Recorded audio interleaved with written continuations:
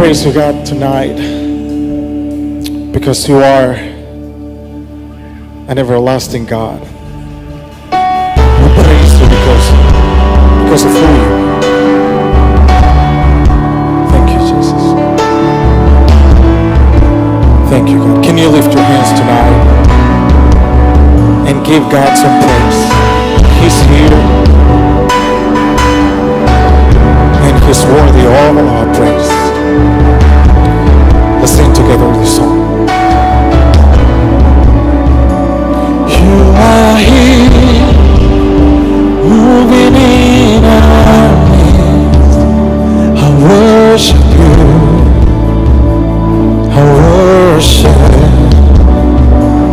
You are here, working in this place. I worship you. I worship you. You are here, moving in our midst. I worship you. I worship you. You are here, working in this place. I worship. I worship. Come on, I want to hear it tonight. Sing it. We make miracle work, promise keep.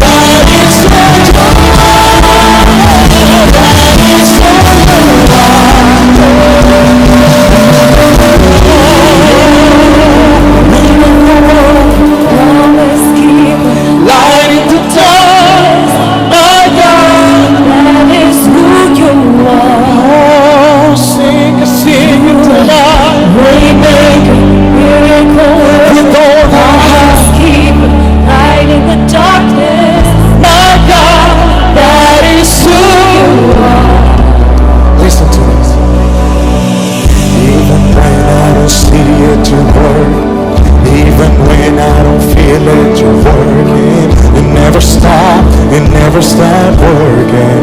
Never stop. You never stop. Even when I don't see it. Come on, somebody clap after me. When I don't feel it, you're working. You never stop. Never stop working. You never stop. Never stop.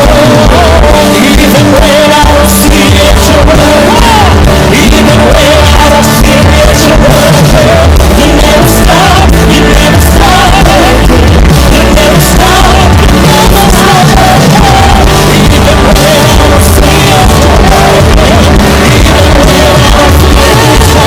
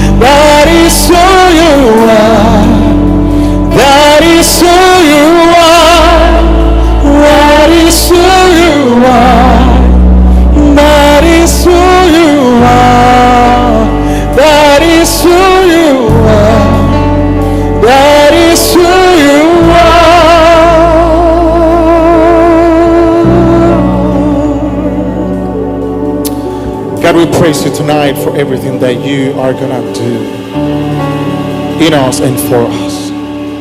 We praise you. We give you glory tonight. In Jesus' name, amen. Come on, put your hands together. He's here in this place. We're so glad that you decided to join us tonight. Would you turn to your neighbor and say hi?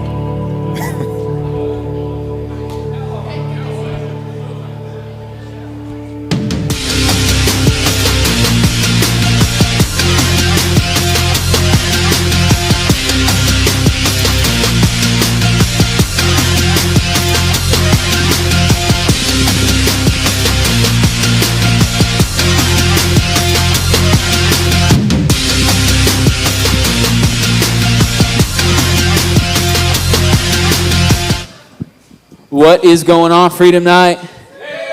Oh, that was weak. That was weak. I said, what's going on, Freedom Night? Come on, somebody. My name is David Price. I have the privilege of helping oversee our Turning Point chapter here at Freedom House. I do have a name. Unlike introducing myself at the very beginning, my wife had to save my tail there. She gave me a very stern talking to. You can't just not tell people who you are. It's basically how our conversations go. So you're supposed to laugh there, but it's fine. I totally get it. I'm not the funniest guy in the world. Jordan also tells me that all the time. Well, hey, thanks so much for being here. Wasn't that some amazing worship that our team just led us through?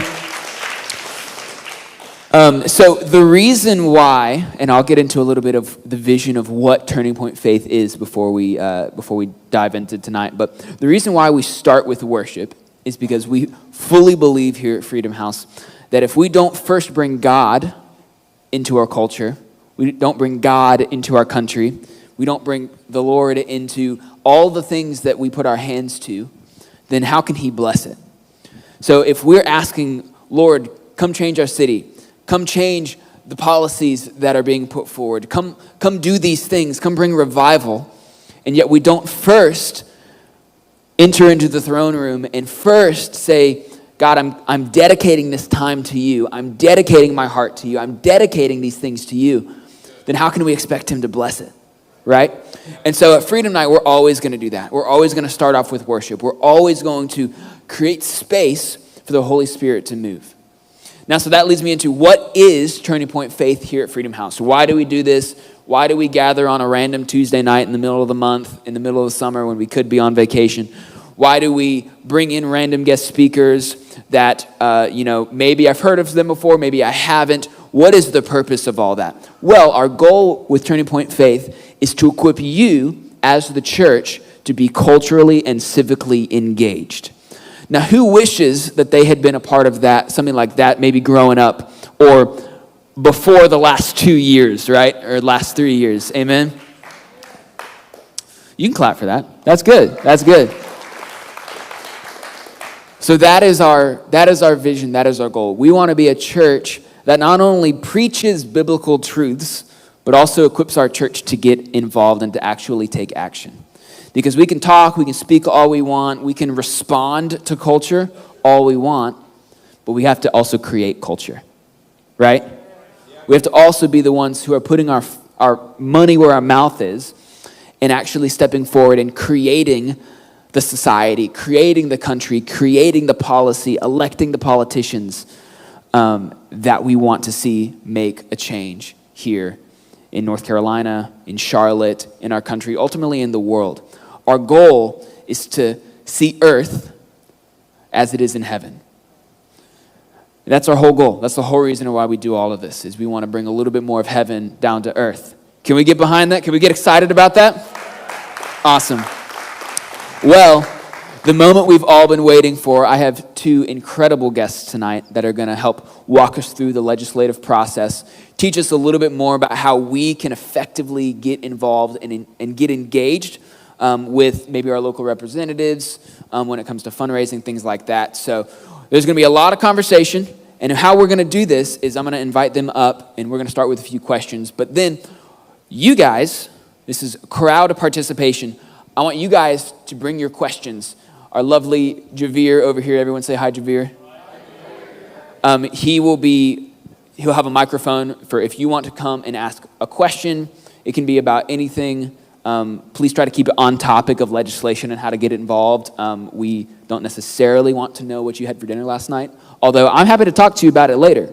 I had McDonald's last night, not my first choice, but hey, that's okay. We'll talk about that when we get there. So I want to invite up Senator Brad Overcash and Caroline Winchester. Come on, can we stand up on our feet and give them a round of applause? Come on. Awesome. Yeah, absolutely. Well, come on, you guys can be seated. Awesome. Well, hey, thanks so much for being here tonight, guys. Thanks for having us. Yeah. So this is Senator Brad Overcash. What district are you from? Tell us a little about your backstory. Yeah, I represent Gaston County, just west of here. I live in Belmont, North Carolina. So I know most of you are probably in Mecklenburg County. Belmont is closer to the airport than almost probably anybody that lives here, if that gets your bearings. And one of 50 senators in the state Senate. This is my first term, and I'm thoroughly enjoying it, and I'm so happy to be here with y'all. Absolutely. Awesome. And this is the lovely Caroline Winchester. Tell us a little bit about yourself, about your backstory, and what you're doing right now. Hey guys, Caroline Winchester. I go to our South End location, but currently I serve under Congressman Dan Bishop in his district office. We represent North Carolina's 8th district. It used to encompass a little bit of Mecklenburg, South Park, and the Ballantyne area. That's changed in this last election. So we now represent Union all the way to actually Brad's hometown of Davidson County, which is like where Lexington Barbecue is. So I work with constituent services, and then I'm also our liaison to all the other congressional offices, the state legislature, and all the municipal governments and small businesses. So I wear a lot of hats, but that's what I do. So what I'm hearing is what I'm hearing is you make Representative Dan Bishop's world run, basically. She may not say it, but I've seen it, and that's true. That's true. Awesome. Some days, just some days. Awesome. Cool. Well, again, thank you guys so much for being here. So, again, what we're going to do tonight is we're going to be kind of getting into the nitty-gritty details of what it looks like for many different aspects of legislation, how it's written, what the process of a bill becoming a law looks like, which we'll get into in a second. And then, honestly, most importantly, what we can do as constituents to actually enact change and see real effective change get implemented in our towns, in our cities, in our counties, even statewide. So kind of the first, and again, Javier, where's that? Do we have our microphone ready for some Q&A? Awesome. While he's getting that ready, again, we want you guys to ask some questions as well. So once he gets that all set up, feel free to make a line right here next to Jesus. Jesus, raise your hand. Whenever you feel ready, go over here. You'll be able to ask your question, and then we'll talk about it, and we will answer it in the best way that we know how. Thank you so much. First, what I want to do, this is a little bit appropriate since we're talking about legislative literacy. Walk us through the process, maybe on a state level. Walk us through the process of a bill becoming a law, like an idea all the way into where it's passed. Well, one of the things that surprised me the most heading to the state Senate this term is how productive our state government is. We have Republican supermajorities now in the House and the Senate, and thank you for sending us the supermajority in the House from Mecklenburg County. That's made the place far more productive. But at the state level, we're a part of a 2-year process. We're in the long session right now, busy crafting a budget. North Carolina, a lot of people don't realize, we're now the 9th largest state in the union. We have a $30 billion budget in North Carolina, and so that process is being worked through now. But bills are introduced very early in the session. There's a window of time where we can file bills. Lots of bills have been filed in the Senate, and I think 700 and some bills this year. Most of those don't get across the finish line, but it goes to something called the Rules Committee, and our Rules Chairman looks at it, tries to decide whether to move it on to the substantive committees. I sit on Judiciary, Education, Commerce and Insurance, and the Retirement and Pensions Committee. And so once a bill leaves the Rules Chairman's desk, it will go to the substantive committee that makes sense for that topic area. We'll debate it in committee. If we're successful, it goes to the Senate floor. And if we pass that through, it'll go over to the House. And assuming the House passes it on, it goes to the governor's desk. If the House makes changes, sorry if this is too much detail, if the House makes changes, it goes back to a conference committee with conferees from the House and the Senate that work on some compromise legislation between the sides. Then we send it to the governor's desk. And unlike the federal government, our governor does not have any opportunity for a pocket veto. So his options are veto the bill, sign the bill, or do nothing with the bill, and it becomes law within 10 days of hitting his desk if he takes no action. Now, this session we have had numerous vetoes. We're in the process of overriding every single one of them. There are 6 currently out there because we've been out over the last, starting July 4th, while certain budget processes are being negotiated. And so there are 6 waiting on us, and we're going to get right to those in August. And some important pieces of legislation the governor vetoed. And that's the process in state government. Yeah, can you speak to, so I know you're working with Representative Dan. It's a lot more complicated than that, guys. I think the process itself is really similar in that, both both chambers of Congress, the House and the Senate, they can bring a bill to the floor. It's debated in committee and the Rules Committee, and there's all these things that go into it. And essentially, you have to pass it in each body of the House and the Senate with a majority. It goes to the president. He can choose to write it into law, or he can choose to veto it. If it's vetoed, then it goes back to each chamber, and it has to be overridden with a 2/3 majority or more. I would say go watch the How a Bill Becomes a Law video from Schoolhouse Rock if you're looking for something very simple to explain it. Yeah, Only a bill. that's it. Awesome. So speaking of Senator Brad, you mentioned there are a bunch of pieces of legislation, some bills that have been vetoed that you guys are working on. You said there's 6. Can you speak, maybe kind of let us in, what is one of the more pressing ones that you guys are working to override right now? Because I know you guys correct me if I'm wrong, you overrid a women's sports one recently. So yes. Yeah. That's one of the big ones. So all of them are important. I think some that you might be interested in hearing about. One is our Parents' Bill of Rights. The governor vetoed that bill, and it's a law, or it's going to be a law that I never thought we would have need for. The principles in there are things that you and I would have assumed were going on in our school system. It allows parents to understand what the curriculum is, what's being taught to our children. It curtails what can and cannot be in the curriculum. There's a lot of misinformation about the bill, but it's a very common sense law that puts parents back in charge of education and public education in North Carolina.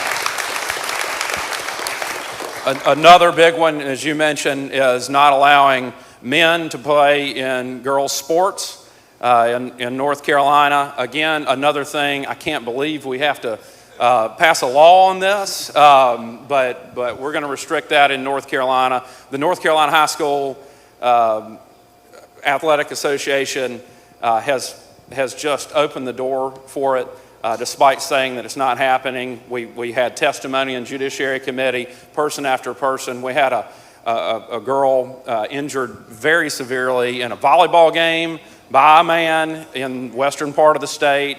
It is happening in this state, and we're putting a stop to that. He vetoed that.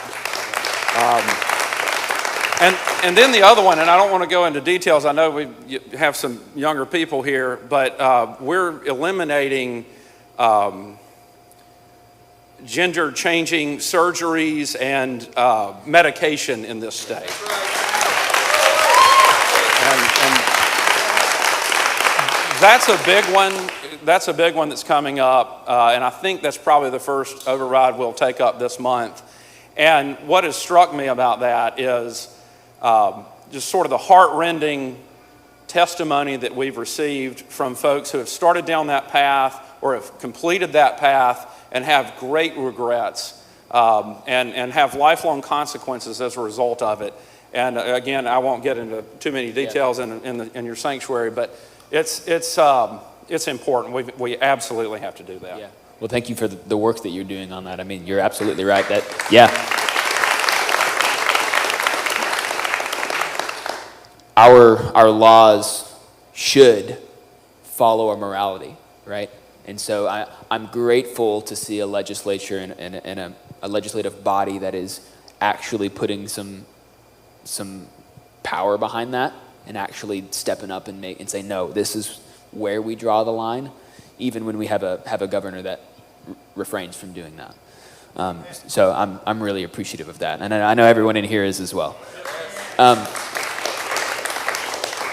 So that's the state level, right? On a federal level, can you guys both speak to what's the difference? Like, we have federal laws, we have state laws. As we dealt with in COVID, North Carolina's a pretty red state, Mecklenburg County maybe not so much. We had things that were in effect on a county level, mask mandates, things like that, that maybe, you go Cabarrus County over, or Gaston County over, or Iredell County up, where you weren't dealing with maybe some of those same things. So can you guys talk a little bit about the differences? I know federal and state. Can you guys talk a little bit about the differences between the two, maybe their jurisdiction and how it affects people? You want to start on a federal level, Caroline? From what you could speak to it? I hope I can answer this well.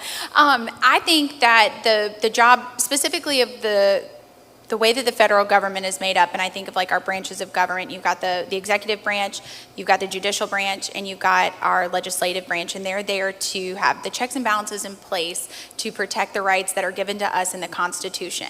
And I feel like very often we are creating laws, instead of amending the Constitution, we're creating laws in Congress with political agendas.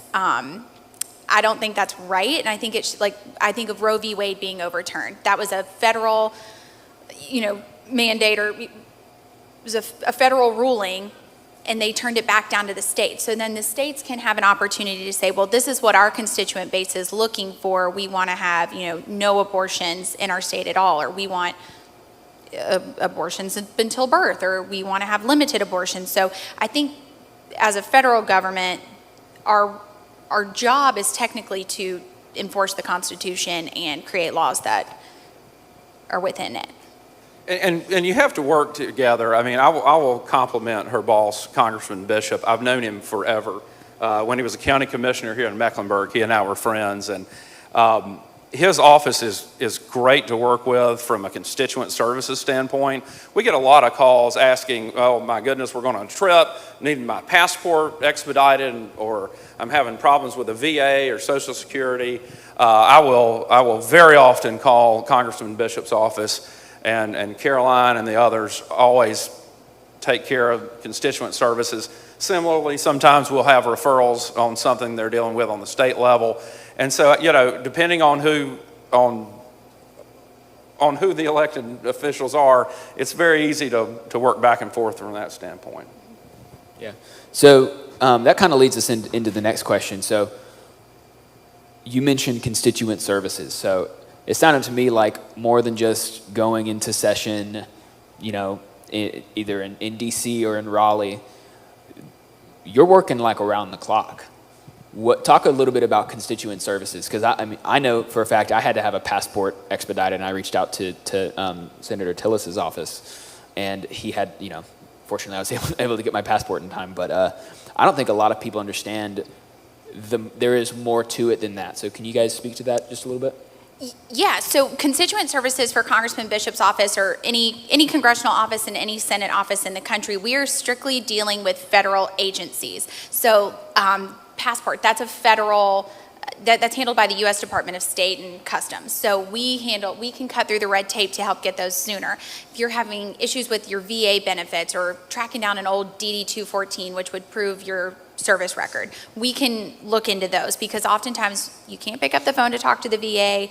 It's hard to navigate that system. We help with Social Security benefits, IRS.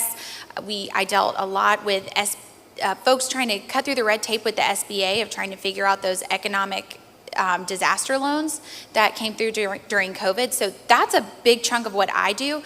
But every single day I get people that call and say, oh my gosh, I can't get through to the DMV. Can you help me? I'm like, well, sorta. The DMV is a state agency, so I can't help you, but let me pass you to the representative that represents you in Raleigh, be it your senator or your House of Representatives representative. Like, I would put them in touch with somebody like Brad's LA or whoever, and they can cut through that red tape at a state level. Awesome. So if you guys have any questions, like, this is the time. Go ahead, feel free to step up to the mic. So while they're stepping up, how many calls from a constituent does it take to make an impact? Because I feel like sometimes people call, and depending on who maybe is representing them, maybe it feels like it's falling on deaf ears, but I've also heard stories the opposite. So can you speak to that? I would say just one. I mean, for my office, it's a very small office. It's me and my legislative assistant. And our offices are, he sits through an open door about as close as that piano. So a call comes in, somebody's talking about something, we take it down, I will talk to them if I'm available. I mean, I think calls are underrated. People, we get these Facebook forums where it'll say, do this, and it's just this form-generated thing, and of course we sort through that, but if a constituent calls, I think just one is all it takes. And I would say, The same thing for the congressional office. I field calls every single day. If I get any more than like 2 or 3 of the same complaint or the same concern, that's when I start getting on the horn. I'm calling my legislative director, I'm calling my chief of staff, and I'm saying, hey, we've got a lot of folks concerned about XYZ, putting this on your radar, and then that's when our entire office will start tracking something. Now, what I think a lot of people, when you hear the horror stories of like, oh my gosh, our phones were blowing up, it was crazy. And if you followed anything with the speaker's race in January, you'll know that Congressman Bishop did not vote for Speaker McCarthy in like the first 1 zillion rounds of that speaker's vote. And our office was absolutely bombarded, all the way at the local level to our DC office. I mean, hundreds and hundreds of calls. The ones that we want to be focusing on are the ones that are coming from Union County, North Carolina, from Davidson County, North Carolina, Rowan. We were getting calls from Portland, Oregon. And sorry, Portland, but your thoughts on this, on Congressman Bishop's stance on the speaker's vote, doesn't hold any weight with our office. We will document it. We let them know, hey, thanks so much. I think we get a lot of calls from people that do not live in our district, are not North Carolina residents. They're not even voters. They're just getting, I think Pastor Penny talks about this, like they're like being jammed. They jam the system, and it's a network, and they send it out, and they're like, hey, call Congressman Bishop's office. He's not woke enough or whatever. So we noticed that, but I think two calls, and I'm calling DC and saying, hey, just be on the lookout. Let's look into this. And I will add, unique to this audience, I will add one caveat. Certainly, a Gaston County constituent takes priority over somebody calling from Oregon, but I work in Mecklenburg County. I have a lot of friends and a lot of colleagues in Mecklenburg County, and the unfortunate reality is there's no one in the majority caucus room in the Senate from Mecklenburg County. And so there's not that opportunity, and I'm very keenly aware of that. So I will also prioritize Mecklenburg County voters and Mecklenburg County folks, especially on my side of the aisle, that need help, that they're not getting help or responsiveness from the other side. So I try to be very much aware of that and the situation we're dealing with here in Mecklenburg at the time. And I think we do the same thing, because Mecklenburg is being handled by people that are not on our side of the aisle. But that's really gracious of both of your offices, like to pick up the slack from representatives that may not be doing what they've been elected to do. Like I personally, I would really appreciate that. I know where I live in Cabarrus County, we do have a little bit better representation. You're almost in my district. Oh, wait a minute. No, wait. I am in District 12. Dang it. I totally forgot Almost about there. that. RIP. Awesome. Well, hey, thank you so much. I think those are phenomenal answers. First question, Mr. Johnson. All right, this question is for the senator. So we have a supermajority at state level in the House and the Senate. I'm optimistic that our lieutenant governor is going to be elected next year. What does that change? Me too. What will that change for you, and what can we expect some legislation coming out of the state level? Yeah, that would be phenomenal. I love Mark Robinson. I've proudly endorsed him. He's a good friend of mine. I think he's going to be a great governor. That would be so helpful to have a Republican governor. Yes, we have supermajorities, but that means we have to have all 30 Republicans in the state Senate to get anything done. And there have been some bills this year that are good bills that could have been much better bills, in my opinion. And the reason they weren't better than they were is because when you have to have all 30 senators to get an override, to put together an override vote, you have to make sure that every single person, and we have some Republican senators from some more urban areas. We have some Republican senators that are more moderate than the majority of the caucus, and it's always a fight to get 30 elected senators going in the same direction. If we had a Republican governor, we just have to worry about getting 25 votes out of the Senate, not 30, and that would make things much easier to move. So I think that's a great question. It's an important race, and for Mecklenburg County in particular, everybody talks about, well, okay, we're represented by by some folks that may don't share our values, but the fact is more Republican voters are needed out of Mecklenburg County than any other county in the state to win this statewide election. So the governorship, we don't go to the governor's office, or Robinson doesn't go to the governor's office, or whoever a nominee is, it'll be Robinson, but doesn't get to the governor's office without a lot of Republican votes out of Mecklenburg County, or unaffiliated votes voting for him out of Mecklenburg County. Just the numbers are so large. That's the way I kind of think about Mecklenburg, and I hope you will too. You have the key to the governor's mansion. That's really, I mean, that's for me personally, that's really challenging of just because, and I hear this a lot and it bums me out of Mecklenburg County is a lost cause, or I have family that lives in Wake County and they express the same thing. But what I'm hearing you say is no, even though you may not win the county, every single vote counts when it comes to a statewide election. As an example, we have 235,000 people that live in Gaston County. That's everybody. That's not registered voters. That's not registered with one party. We have 235,000 human beings. Mecklenburg could potentially provide 235,000 votes for our Republican nominee for governor. That's how important it is. It's just the numbers are so staggering because this county is so large. So I think it's critical. So with that said, if you're not registered to vote right now, quick plug, we do have voter registration sheets out in the lobby. And so I would encourage every single person in this room, if you're not registered to vote, even though it's 2023, election, I know primaries are in March. Primaries are in March. And you need to be registered to vote in the primary. So all of that is coming up, and it's not too early to get registered to vote. In fact, it's probably good that you do it earlier in case something comes up or an issue needs to be resolved or something like that. So we have that in the lobby, so please make sure you do that before you leave tonight. Who here is registered to vote? Raise your hand. Awesome. Is that everybody in the room? Put your hands back up. Put your hands back up. All right, if you're not registered, I'm not going to call anyone out, but if you're not registered to vote, make sure you stop by Guest Central, the desk right outside, and we'll get that for you. You actually have to show up to vote. You can not just be registered, but you got to go to the poll. This is correct. You do have to do that. But getting registered to vote is a good first step, but yeah, 100%. I was going to say, Brad, can you talk to the position of the governor and the appointments that they'll make and the people that will become the secretary of the Health and Human Services for North Carolina and the Veterans Affairs? Can you talk about that, how that would make life easier for North Carolinians across the board? Oh, absolutely.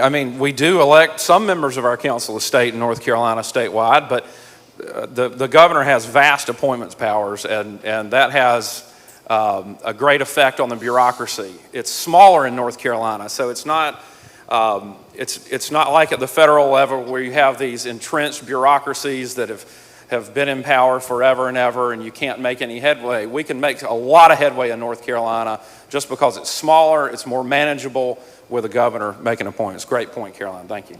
Absolutely. Say your name and then let us know your question. I'm Ian Casey. My wife and I have been going here for about 7-8 months. I am a police officer here in the great state of Mecklenburg County is where we used to live. Thank you.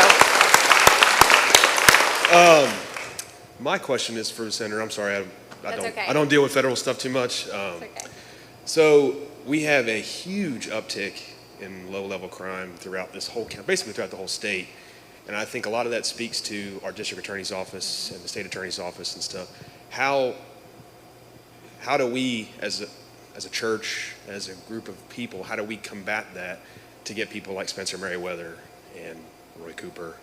Mecklenburg County is such a huge, vast place, and we have a massive population, but it is a dark, navy blue, liberal community full of people that don't want crime to exist or they want it to be, gone away. How do we save that?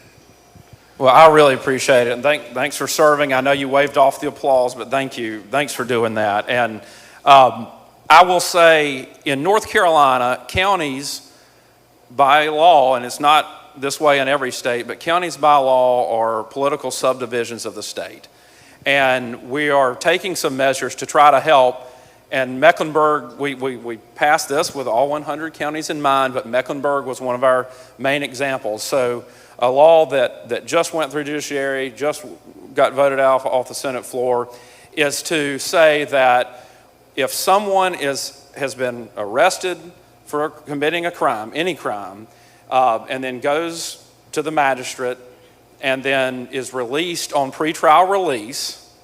If they commit another crime, they have to go before a district court judge and not a magistrate. And that was something that I'm sure that you're aware of, and others in the law enforcement community, the business community was clamoring for. And what was happening, particularly in Mecklenburg, is someone was getting arrested, picked up, goes in, magistrate just turns them right back out. They commit another crime, they go back to the magistrate, send them on, because they wanted the magistrates here were just moving folks forward. Well, the new law is going to put a stop to that by saying you have to have a district court judge. You cannot go back to a magistrate if you commit another crime while you're on pretrial release. And I think that just makes sense. Yeah. If you've committed a crime, you're released, and then you commit another crime, there's no reason you should be back out amongst the population. Yep. What they were doing is they were shoplifting, make whatever crime you want to talk about, and then the store owner or the homeowner would say, get out of here, I'll call the police, and they say, okay, you do, I'm going to be back in a couple of hours, and I'm going to be really ticked off, and you're really going to have to deal with me then.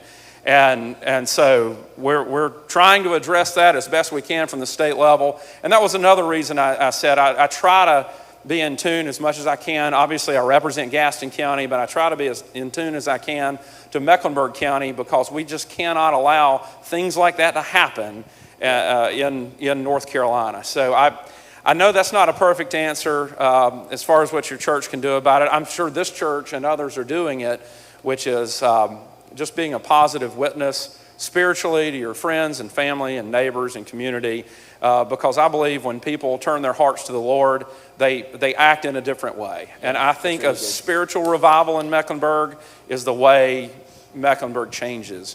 And I don't think we should be so discouraged because of the political realities, because God's way bigger than that. And I think that's the answer for Mecklenburg. Come on, can we praise God for that? Wow, that's awesome. And I want to point something out. What he's talking about, even as small of a detail as it may seem, of going to a district court judge instead of a magistrate, that is how we prevent Charlotte from turning into San Francisco. Is a small little thing like that, a small little change that, honestly, I'm sure it's going to get voted down by Governor Cooper, but in a normal Congress, you probably wouldn't even need a supermajority to get that over the finish line. A small little change like that is going to have massive, massive ripple effects to making sure that we keep Charlotte in a moral and conservative city. So, absolutely. I don't want to be too loud. No, you're good. We want you to be I'm loud. loud anyway. So Tracy, we talked earlier. I've been here for 2 years. This question is actually for my daughter, because she is serving back, or she's actually working with the kids in the back. She is a teacher, and I'm going to be her voice for education. Very, very disheartening. I remember when Pat McCrory made the legislation to drop the master's pay. Stupid. I didn't go research it to see why he worked that deal with the journalists. I have no idea, but it was stupid. Teachers can't even make a living wage. She's working here, she works 3 jobs. And I get it that in the environment we are in, we have a lot of crazy teachers in North Carolina that have agendas of their own, but I can assure you, my daughter stands for God, family, country, and she just wants to teach. She wants to teach the subject that she is teaching, math. And she doesn't want to put her views on children. She just wants to teach them. She was called to be an educator. So we hear every year, well, it's sitting with the Senate in the budget on the teacher pay. And of course, I know I've gotten involved way too much in politics. Pass the buck, pass the buck. What's the deal? What can they do? As teachers, I also have learned over the years they tend to always support the wrong side because they believe that's the side that supports them. However, they're wrong. But they tend to follow, we have to vote Democrat and we have to talk to the Democrats. And I don't believe that's true personally. But options, what's the deal with the teacher pay? So I think I have 2 answers for you. One, on the micro level, the budget's not finalized yet, but on the master's pay issue, I think you're going to see a budget provision that brings back that elevated bump Yeah, for 'cause she has masters her master's, as long as they're teaching in the subject in which they have the master's. So she has a master's in math. Yep. She's teaching in math. I think you're going to see that master's pay bump restored in this Good. budget. So look for that. I sit on the Education Committee in the Senate. I don't know of anyone who doesn't agree that we need to pay our teachers Right. as much as we reasonably can under the circumstances. And look, I went to public schools here in North Carolina. My mother was a third grade teacher in public schools for her entire career. Absolutely love it, and I agree. We have to just continue to work on that. I will say there have been increases, and I'm not saying that we're where we need to be, Right. but there have been increases each of the last several budgets. I think you're going to see another increase here, and I think it's an issue that just has to be constantly monitored and worked on. And Advice you know. on, different, like we're Iredell, our senators, Vicky Sawyer. She doesn't care. So the advice on that is, I can tell you from my experience in Gaston, I'm in the community with a lot of our teachers. My two children go to our public schools in Belmont. I know them. When they call me, that's a very different call than the NEA or the teachers lobby calling and saying, hey, you have to do this, that, or the other. Right. Calls from actual teachers or students or concerned folks in the community. That's the best way to advocate. I don't know of any other better way. Yeah. And I tend to agree with you. There's this misconception that where teachers stand on things, and I just have not seen that. I know the lobby would like to believe that, but I think you're going to see some increases, and I think you have a lot of support. It's just going to take some time to get there. Absolutely, thank you. And I do have one other question. This is just general, maybe everybody in this area. How can we educate ourselves on these traffic issues and the DOT? Again, I live in Iredell. I'm in Mooresville, between the town of Mooresville, the county of Iredell. This whole area, we get told, oh, it's this person, it's that person. Supposedly, not supposedly, Vicky Sawyer's over transportation. No, well, you have to talk to the governor. It's in the DOT's hands. Okay, where do we get educated on this, and how do we get on the committees as citizens to do something? It's insane. Yeah, I mean,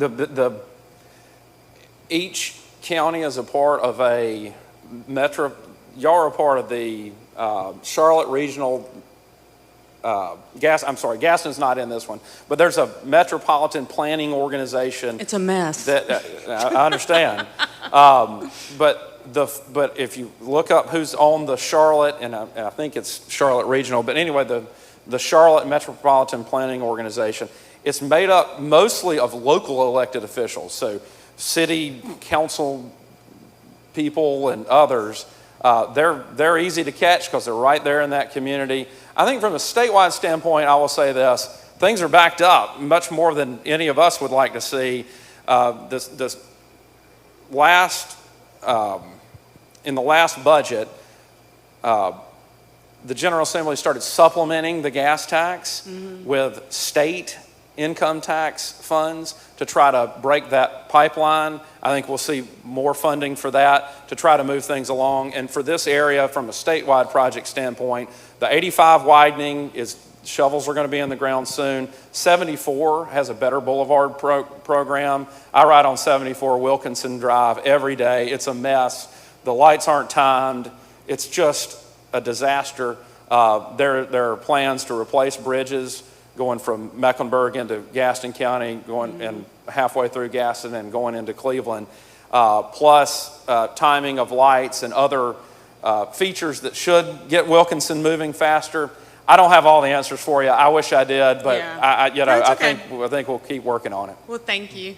Thank you so much for those questions. I saw. Okay, awesome, man. Yeah, go for it. I just have Dave Talbot. We've been coming here 2 years, and you guys have brought up California a couple of times, and I escaped with my family from California 5 years ago. Come on. I grew up outside of Oakland, a suburb of Oakland. I've seen, like, going back there is very depressing. As a father, as a Christian, these people are moving here. It's a fact. I talk to them all the time. That we are like one of the #1 states that Californians are coming to. Idaho, Texas, and North Carolina are definitely on the radar. So when I think about this, it's like, how do I get involved? Like, what would you tell somebody as the church body? We have got to get involved, or nothing's going to change. So what does that look like? I wouldn't even know, like, do I go to a school board meeting? Like, where do we go? Yeah, so I think you should definitely get involved. I think starting out with Turning Point Faith is probably one of the best things you can do. I think that Jordan and David have done a really excellent job of motivating the body of Christ at Freedom House into becoming, civic minded. So I think that's a start. Yeah, if you're seeing something not great in your kids' schools, go to the school board meeting. I think get involved with your local party. And selfishly, I would love to just say this. Campaigns take money. Talking about like law enforcement here in Mecklenburg County, the sheriff the sheriff and the DA are not following the law. You want to see some change? Let's get them out of here. Invest in somebody that you think is going to make effective change. Getting behind people like Brad at the state level is really great. Voting, putting money behind who you want to be the governor, the attorney general. That is huge. Those people are going to affect change and enact the laws that people like Brad are doing. And so I think those are some of the best ways you can do it. Plus, then you get their cell phone numbers. And when you have a problem, you can call them and say, hey, Brad, I'm ticked off. What are you doing? I'll And Caroline does call me and say that. I do. That's awesome. So, speaking of calls from constituents, so if a constituent doesn't approve of something that their elected official is doing, what steps can they take to help hold them accountable? I tell them to call Senator Tillis or Senator Budd if they're not happy. No, I'm teasing. I think steps to make change. Again, get to know the legislator, especially at a local level. If you've got problems with like Charlotte specifically, go make friends with Tariq Bakari. Go make friends with Braxton Winston. If you've got issues at the state level, go get to know that person. You can go to, y'all have got office hours in Raleigh, like our office, you can call me. If you've got problems with Congressman Bishop, same with Congressman McHenry or Congressman Jeff Jackson. Like, there are people you can call. You can call their office and you can explain what's up. You need to do it in a nice way. You need to be respectful. And then go get involved locally and activate people that are going to make change. I think that's really the best way to do it. What about you? No, I agree. I can't add to that. It's great. So I want to go back to something he asked, getting involved on the local level and making a change and making an impact. Something that I've neglected, and I think a lot of us neglect this, and I think running campaigns and being in elected office, you probably would get a lot of benefit out of this, is we miss, what's the saying? We miss the forest for the trees, or we miss the trees for the forest, or whichever one. We look at the big picture thing, but we don't actually look at what it takes to get to the big picture thing. We say, oh man, it's going to be impossible to change Mecklenburg County. Oh man, it's going to be impossible to get another Republican president elected to the United States. We look at these big tasks with a country of almost, getting close to 350 million people. And we say, man, this is such a massive task to accomplish. But can you guys speak to, we're talking a little bit about it in fundraising. Can you guys speak to the impact that the individual can have when it comes to fundraising, small dollar donations, whether that's getting involved in a campaign and volunteering on that level? Can you guys speak to the power of the individual in that? The individual has all the power in the world, and I will say this: a donation of the same amount to, say, a presidential campaign versus a state senate campaign, the impact of that's staggeringly different. I mean, you win and lose school board races, attorney general races, congressional races, state senate races. You win and lose based on a few $1,000s, not on millions and millions and millions at the staggering level. So no, I think fundraising is very important. I will also say, to your point about not seeing the forest for the trees, or maybe you were going reverse with that, but before I started in the state Senate, I have spent nearly 20 years volunteering for conservative candidates and causes and parties. And we fight these elections out precinct by precinct. I mean, I've knocked doors in all over this county, all over my own. I've contributed to candidates in Mecklenburg and Gaston, statewide candidates as well. And you can have such an impact if you don't let yourself get discouraged about the overall push. It's just a precinct by precinct election. Even the presidential stuff, it's precinct by precinct. I mean, Justice Newby became our Chief Justice by like 500 votes in a state of 10.5 million people. And so that's, again, precinct by precinct. I watched as an observer, I'm a lawyer by profession, and so I went over to Mecklenburg, to y'all's Board of Elections, to watch the counts, to see what was going on. And when you're in there and you see how close these margins are, you realize just a few votes matter in each and every precinct. Particularly with our current Board of Elections, I'm sorry to say the current law, and we're trying to change this, and I'm sure it's going to be litigated, but our current Board of Elections, under our laws, you have the governor's party has 3 members of it, and 2 members of it are the non-governor's party. So there's 3 Democrats and 2 Republicans on the Mecklenburg Board of Elections. I saw things going on as far as counting ballots that absolutely under the law should not have been counted in Mecklenburg County. It's happening right here. And so we have to continue to overcome those margins. And I would just say it's a precinct by precinct election every year. Absolutely. So that means your neighbor, your friend or family member that lives down the road from you, that maybe they're like, I voted once, but haven't done that in a while. That means that you get that person involved by whatever means possible legally. Your vote does count, Yeah. and I think going back to Chief Justice Paul Newby, who he beat Sherry Beasley, who she ran for the Senate, and it was within like 435 votes. I mean, it was something so small. So it's like your vote does count, it matters, and every single person's vote, we need it, especially if we want to see change in Mecklenburg County. And if it wasn't for those 435 votes, we wouldn't have voter ID starting this election. Yeah. I mean, they've bottled that up for a decade, so it does matter.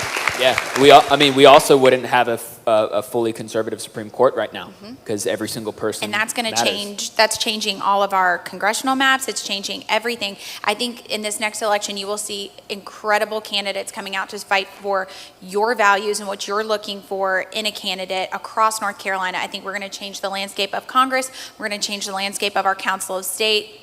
Definitely who's in the governor's mansion. And I think that's all due to the people that got out and put in the work to get Paul Newby elected. And it was the people that were knocking on every single door, the folks that were poll watchers. I think that's something that people are saying, well, how can I help? What can I do? During the election time, they're looking for people to just go and make sure that everybody's following the rules. If you've got an afternoon that you're free during election season, go volunteer. You can get involved with like MEC GOP, and it doesn't take much time, and we desperately need folks to do that. Yeah, absolutely. Next question. Actually, that kind of rolls into what I was going to ask about the. Are there any concerns on both levels for voter fraud? That's the whole thing. We voted. We vote. We're really good about voting. Vote early. Yeah. I think that's really important. And I think that North Carolina, I think Chairman Whatley did a really good job from the NCGOP standpoint of having Republican lawyers like Brad, like other folks that are my personal friends that are attorneys that were there looking at every single ballot. And I think, people feel very, very scared about election fraud. There's some of it, but if you get out there early and you vote and your name is checked off the list, that gives the RNC and NCGOP the opportunity to go put their efforts into folks that haven't voted. So vote early. What do you think? Yeah, I mean, the issues that we saw, and I was asked to come and speak to my Gaston GOP after the 2020 election about a lot of these issues, and I started the speech by saying, I don't know what happened in Michigan. I don't know what happened in Arizona. I've never even been to those states. But I can tell you what happened in North Carolina. And the fact is, I think it's different from what happened maybe in those other states. And it's just what I explained. I was, again, sitting in Mecklenburg. Staff would come in. Okay, we have a stack of ballots, mail-in ballots. None of them are postmarked. But there's this ballot track system from the U.S. Postal Service, and staff has downloaded this app, and we think these were mailed in the system approximately the time that they needed to be mailed. Well, at a break, I grabbed both of our Republican members of the Mecklenburg Board of Elections, and I said, here's the statute. Mail-in ballots have to be postmarked. That's it. These aren't postmarked. They need to be discarded. Well, that didn't happen. It was a 3-2 vote. And there was a memorandum from the State Board of Elections that says you can utilize the ballot track system in order to count these votes, and it was outvoted. That's the kind of thing we're seeing in North Carolina that I'm more concerned about. But it's not. I don't think that our issues are on the level of some other states. So please don't be discouraged. We can't win these elections if we don't get out and vote and we don't bring others with us. And then let's worry about and litigate on problems after the fact. And let's also help us get this legislation across the line. We're trying to change how these boards of elections are constituted. We're trying to make some sort of systemic reforms in North Carolina to make sure we get there. We're at least going to have, again, the second time I've mentioned it, but after 10 years of trying, we're finally going to have voter ID. That's going to help tremendously, because you don't just walk in and say, hey, I'm Brad, I'm here to vote. Great, here's my address. So I don't think we're perfect in North Carolina, but I think we're getting on the right track. And I hope our folks don't sit at home and say, oh, my vote doesn't count. In North Carolina, it does, by and large. If we have any other questions from you guys, this is the time to ask them. One thing I just lost my train of thought on that. I had a great question. I'll hop to this next one. So politics is oftentimes a thankless job, right? How often are you guys, you get a lot of complaint calls, all this kind of stuff. How often do you, Senator Brad and Caroline, how often do you guys get thanked for what you guys are doing? And you can be honest. Serving in the state Senate, so as y'all probably know, is a part-time. We still have a citizen legislature. We're in Raleigh a lot, but it's not a full-time job. There's a $13,000 stipend with it, and I have a family of 4, and so I still practice law. I'm back in the community a lot. I see folks in the grocery store, see folks at church, see folks at different community functions, and a lot of people will say, hey, that parental bill of rights, thank you. We saw what was going on during COVID. We don't appreciate it, and thank you for getting that across the finish line, or other things. I don't think it's such a thankless task. Now, you hear from the other side too, but that's part of the program. Yeah, I feel like I'm often Congressman Bishop out in the district because he's serving in Washington, and now that they're in the majority, he's there so much more. The duties are different when you're in the majority versus the minority, and people come up to me all the time and thank me for the work that he's doing. My phone rings constantly.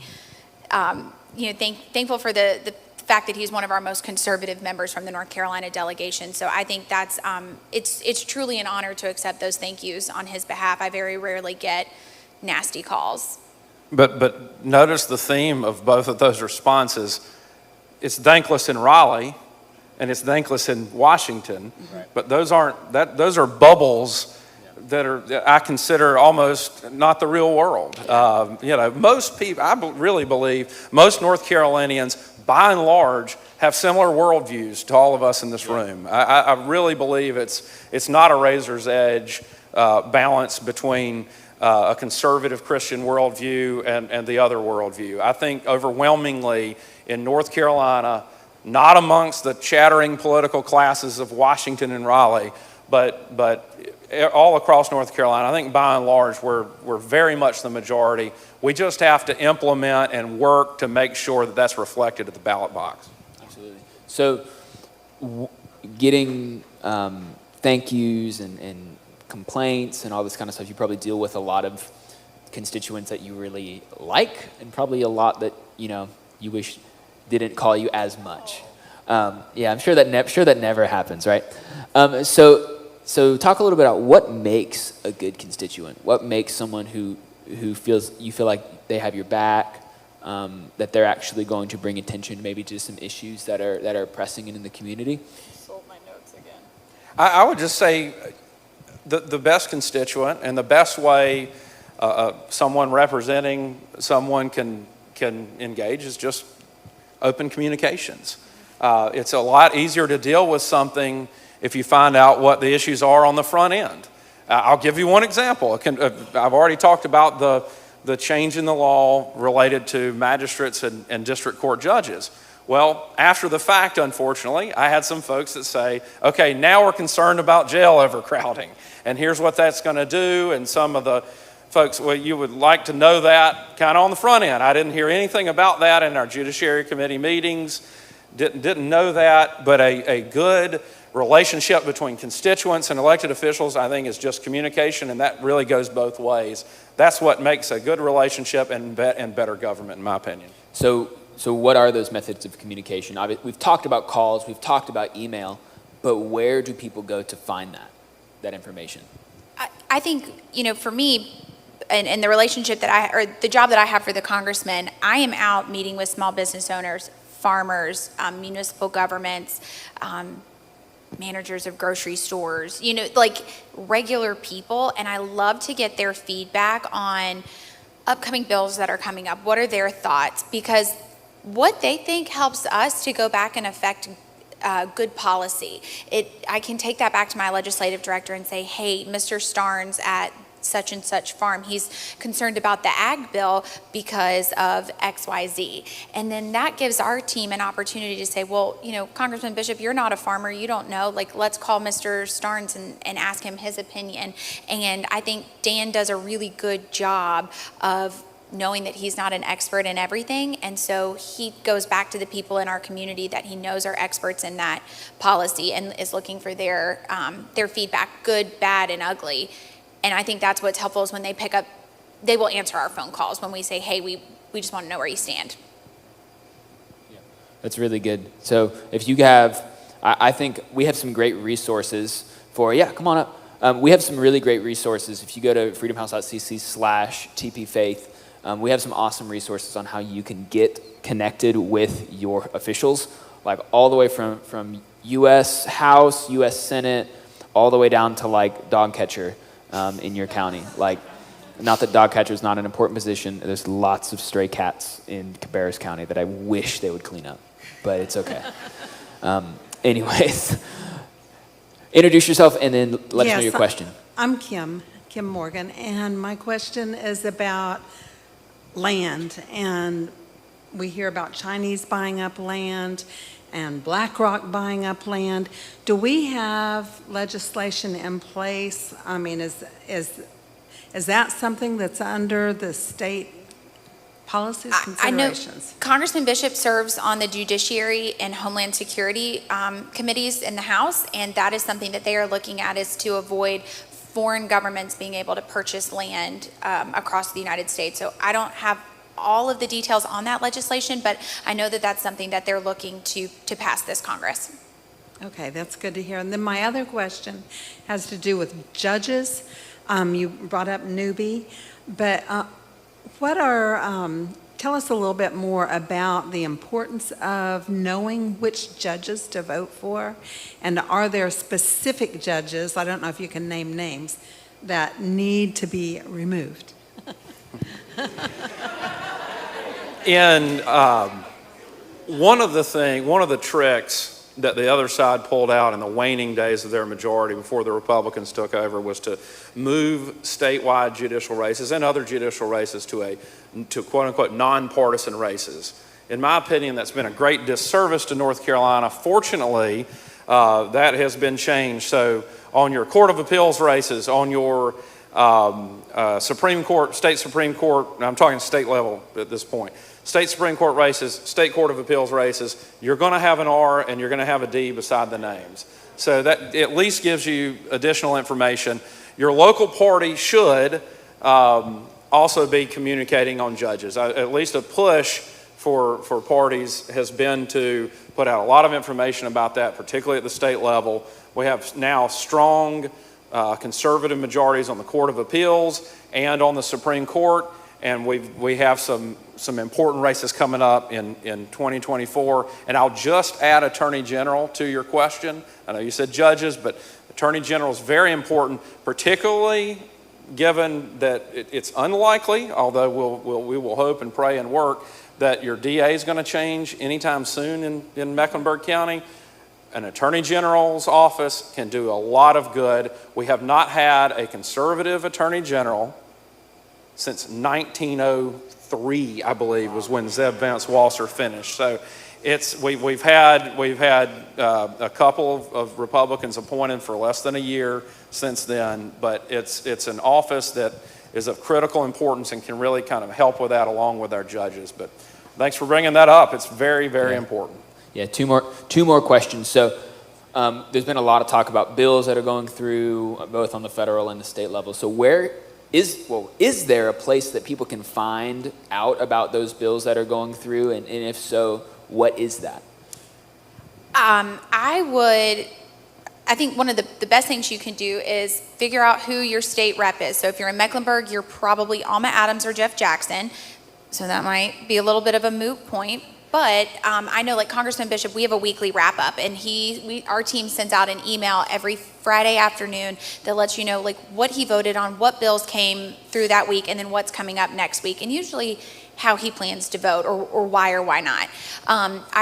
There's an app that I follow just through my day to pay attention to what's going on, where the votes stand. It's called The Dome, and it is a bipartisan app that will let you know like what's going on in the House floor. I think it's just the House floor, not the Senate. But I find that one really helpful. And then,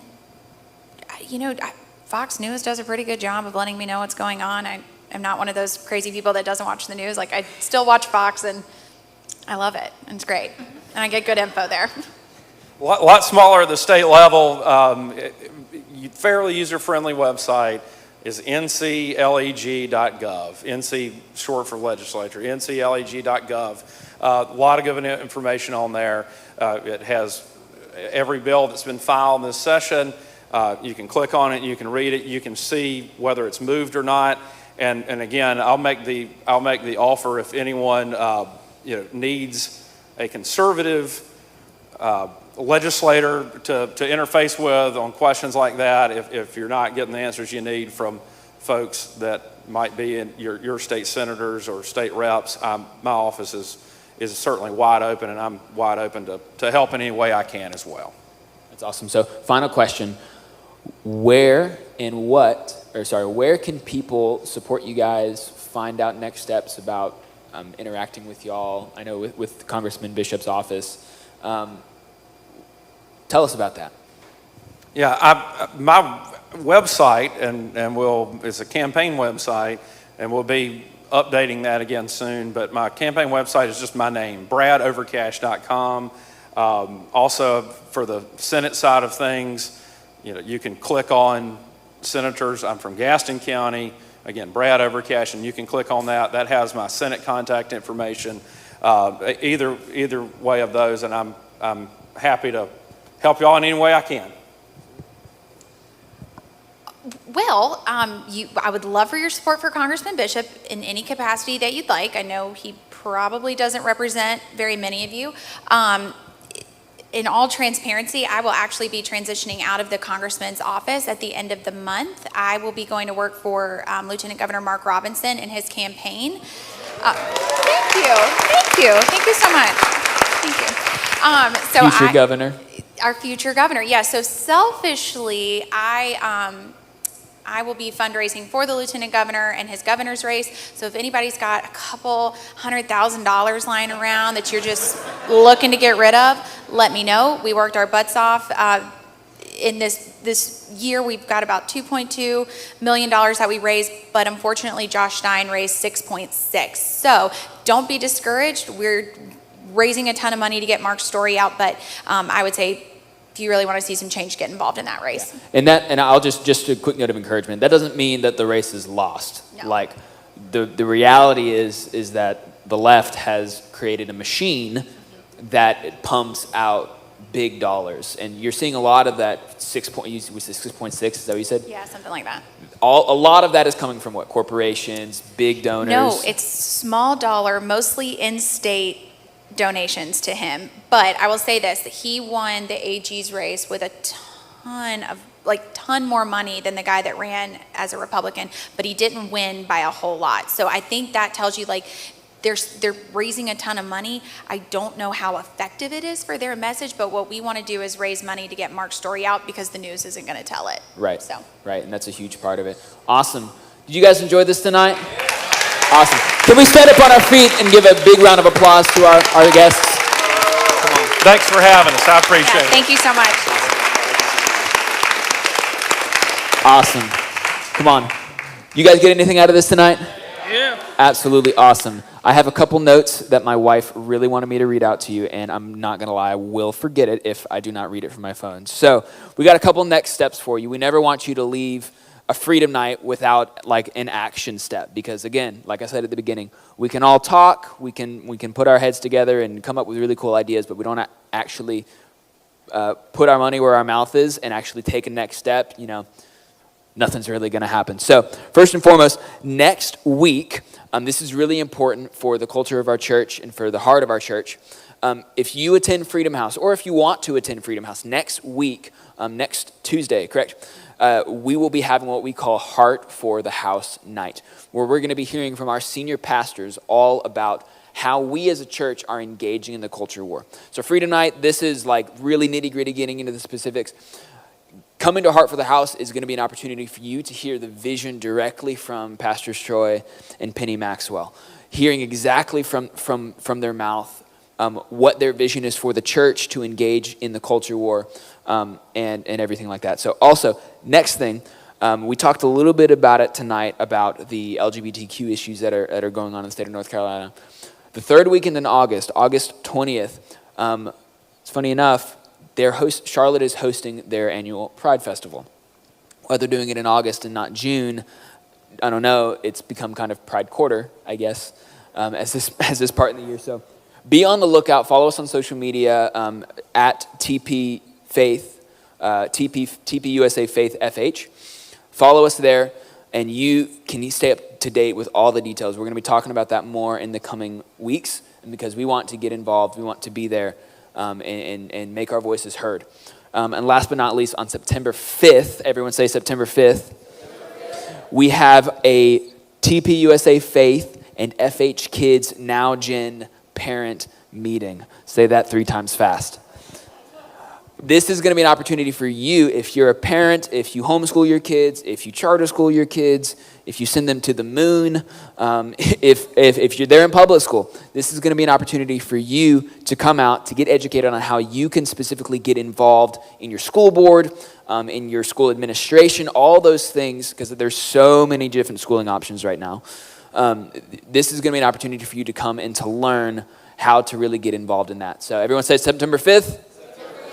Make sure you're there. Again, more information is going to be coming soon on our social media and in the preview. So thank you guys so much for coming out tonight. You are, not dismissed yet. If you're not registered to vote, that's going to be outside in the lobby. Make sure you do that before you leave tonight.